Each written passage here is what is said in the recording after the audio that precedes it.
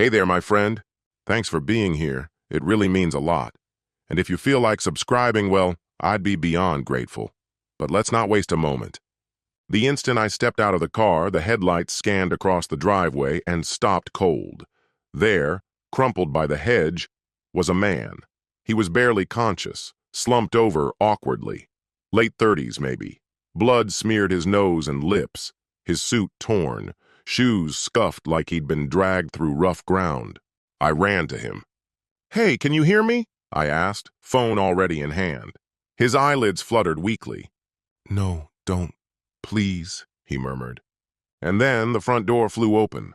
"Lucas!" Camille's voice shattered the quiet like glass. "Please, don't call anyone." I looked up and saw her, barefoot, streaked mascara, fear and desperation written all over her face. She rushed forward, grabbing my arm with trembling hands. "Who is he?" I demanded. Her mouth opened, trying to form a lie, but her silence told the truth. "I don't know him," she said eventually. "He tried to break in, but it didn't add up. He had a Rolex on his wrist. Thieves don't usually wear five-figure watches, and Camille wasn't terrified. She was shaken, but in a different way. Guilty. I helped the man to the steps. He stayed quiet. What I saw inside the house only deepened the suspicion. A broken wine bottle on the floor near the dining table. One untouched glass, another half empty, pillows thrown from the couch, her phone, screen shattered, discarded. And that perfume she only wore on rare occasions? It hung in the air like a ghost. I turned to her, voice low. "Camille, tell me what's really going on." She covered her face, trembling. Her voice broke. I never wanted it to get this far. That's when the truth unraveled. It had started 6 months earlier. I'd taken a promotion. More money, more hours, less time at home. Camille started working late, or so she claimed. We still shared meals, still laughed at old sitcoms. But she stopped reaching for my hand. She stopped asking questions. Her phone was always locked, always close. Maybe it was stress. Maybe it was the slow erosion that happens when no one's watching. But looking at the man bleeding on our steps and my wife crumbling in front of me, I understood. This wasn't just cheating. This was something deeper, colder. The paramedics came fast. The man, Greg Saunders, refused treatment. No hospital, no police, claimed he'd tripped. But the bruises on his face weren't from a fall. That was a fist, maybe more than one. When the ambulance left, Camille stood there crying, but not for me. "Were you in love with him?" I asked. She didn't answer. She didn't have to. In the days that followed, I didn't yell. I didn't leave. I didn't accuse. I just watched.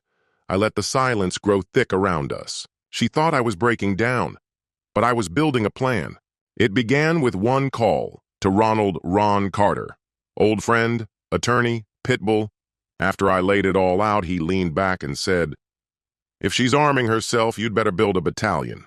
This wasn't about vengeance. I wanted control, clarity. Camille kept playing house, brewed coffee, said goodnight. But her eyes, those honest, searching eyes, now hid things. She wanted me to accept the story. I wouldn't. Because I was no longer the man she remembered. I was Lucas Harding, and I'd started taking notes. I contacted our phone carrier, signed what I needed. Within days, I had her records. Texts, calls, one number, again and again, saved under Kayla G. Cute. Camille didn't know a Kayla. A trace confirmed it. Greg Saunders, the man I'd found crumpled and bleeding. But the truth went further. Greg wasn't a random affair. He had a wife, kids, a nice job, financial advisor, the kind of man who smiles during betrayals. I visited his office, posed as a potential client, heard him talk about honesty and values. When I left, I knew. This wouldn't end with fists. This needed a scalpel, sharp and quiet. Camille didn't know I had access to her iPad.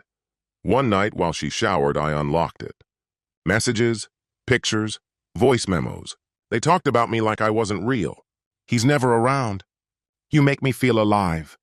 Last night was magic. But it wasn't heartbreak that hit me hardest. It was the clarity. Then I found it. The recording. "If Lucas finds out, I'll say he hit me," I'll destroy him. He's dangerous. The world stopped. This wasn't betrayal. This was strategy, a trap. I snapped the iPad shut, went downstairs. Camille was folding clothes.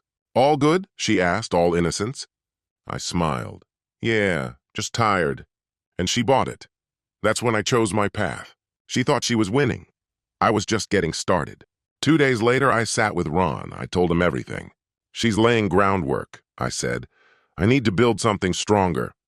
Step 1, back up everything. Digital copies, metadata.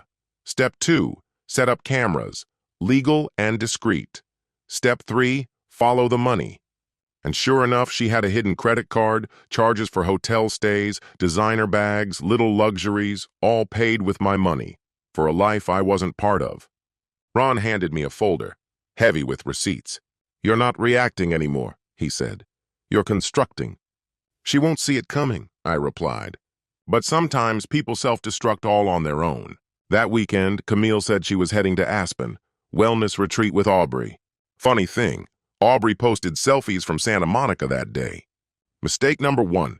I traced Camille's phone. She was at the Goldridge Inn, the same hotel that showed up on Greg's billing history. I called reception, asked for Mrs. Saunders. She just left with Mr. Saunders, they told me. Mistake number 2. That night, I greeted her with flowers, made dinner, played my part. She kissed me gently and went to bed. While she slept, I sent everything, photos, texts, audio, to Greg's wife. Her name was Lauren. I'd never spoken to her before, but she needed the truth. She called me the next morning. Her voice was cracked and raw. I told her everything, not to hurt Camille, but because Lauren deserved the truth. Camille wasn't just losing a lover.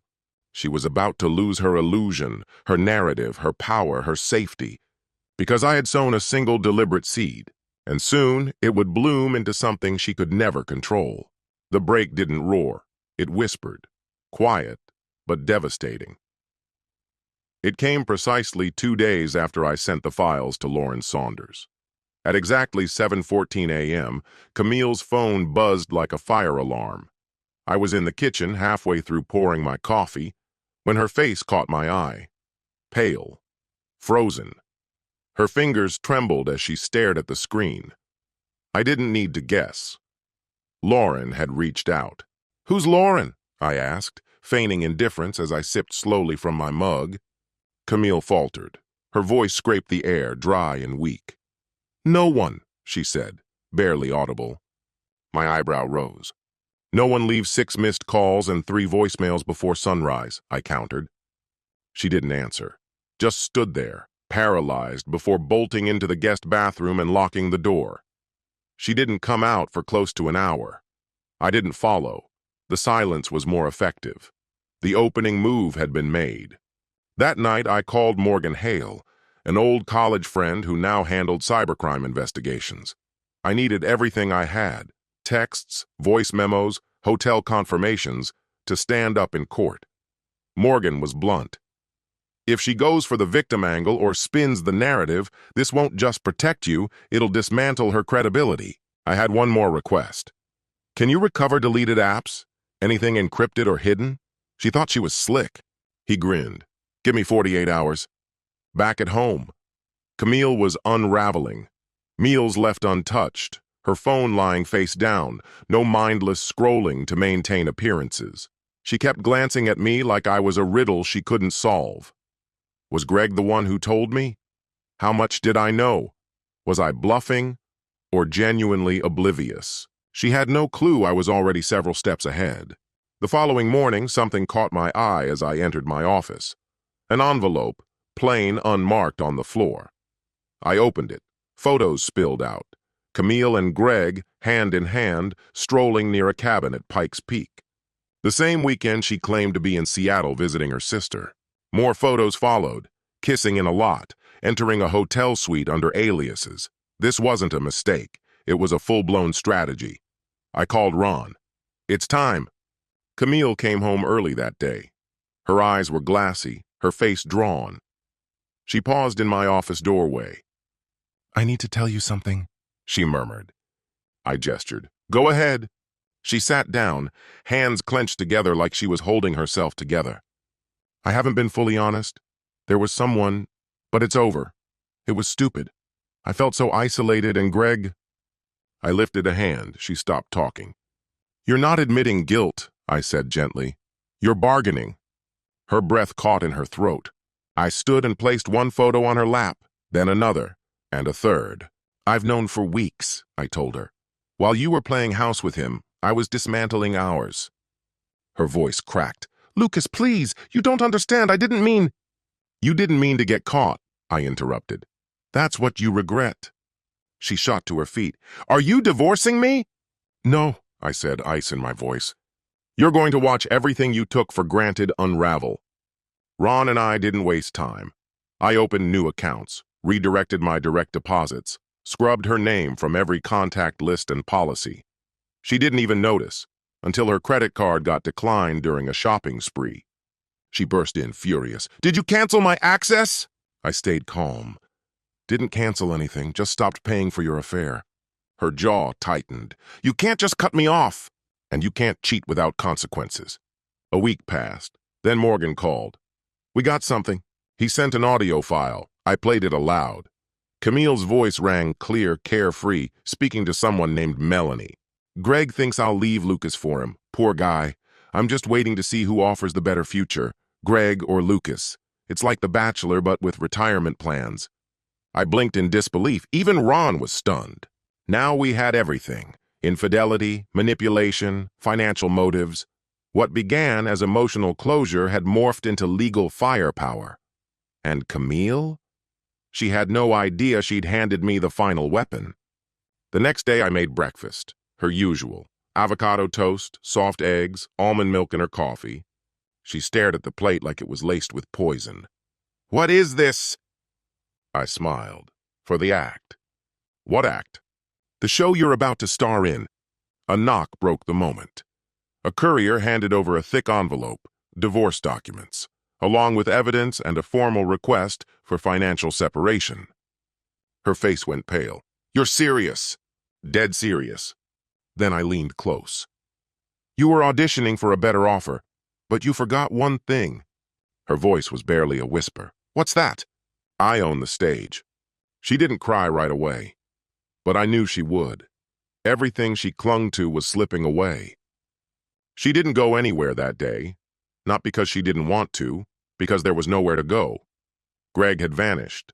His wife, Lauren, took the kids and filed for divorce the moment she got my evidence. Greg was holed up somewhere, avoiding reality. Camille was left behind. I let the silence swallow her. That evening, she approached me with tear-filled eyes, like the Camille I used to know. But the tears meant nothing now. They were props. Lucas, she whispered, kneeling beside the couch. I messed up, but I always loved you. I was just... lost. I stared at her hands, the same hands that built a secret life. No, I said. You lost your way when you chose to betray someone who gave you everything. She flinched. I never meant to hurt you like that. But you did, I snapped, repeatedly. Then I gave her the final blow. I'm not even mad anymore, I just don't care. That hit deeper than any insult. A week later, I moved into a new condo downtown. Moose, our dog, came with me. He'd already made his choice. I let Camille stay in the house for now. She still believed she had some claim to it. But Ron uncovered something she forgot. I bought the house before we were married. Her name was never on the deed. Once the divorce was finalized, she'd be legally evicted. But my retaliation wasn't just legal, it was personal. I scheduled a meeting with her boss at the high school where she worked. I told the principal calmly that Camille had engaged in a long-term affair with a married man, sometimes during work hours. I wasn't vindictive, just factual. I laid out the timeline. The principal's expression darkened. She counsels at-risk teens, he said. That changes the equation. She wasn't fired, but she wasn't admired anymore either. Her perfect image began to crack. In the weeks that followed, her messages shifted tone, from pleading to bitter. You're doing this to feel powerful. We could have fixed it. You're making me out to be the villain. But I wasn't looking for control. I was setting a precedent. Betrayal has a cost. Then Ron called. She signed everything, including the house. It's official? I asked. It's yours. That weekend, I mailed her a letter. Final notice. 7 days to vacate. She showed up at my door that night, hair unkempt, eyes sunken, makeup gone. I don't have anywhere else, she murmured. I looked at her. You did. You just didn't want it. And I shut the door, not out of anger, but for closure. Her choices were made, and I was done paying for them. I met her departure with nothing but quiet. No words, no gestures, just stillness. When Camille left, the weather mirrored the moment. A light, steady drizzle that blurred the edges of everything. It wasn't dramatic. It simply fit. There were no angry shouts, no doors slammed in frustration, no chaos of luggage being thrown together. Only the smooth roll of a silver sedan backing out of the driveway. One modest box of clothes sat in the back seat. Inside, a woman who had reached the end of what she was willing to forgive. I didn't stand by the window to watch her disappear. I didn't need the visual to mark the ending, because this wasn't about punishing her. It was about reclaiming who I was.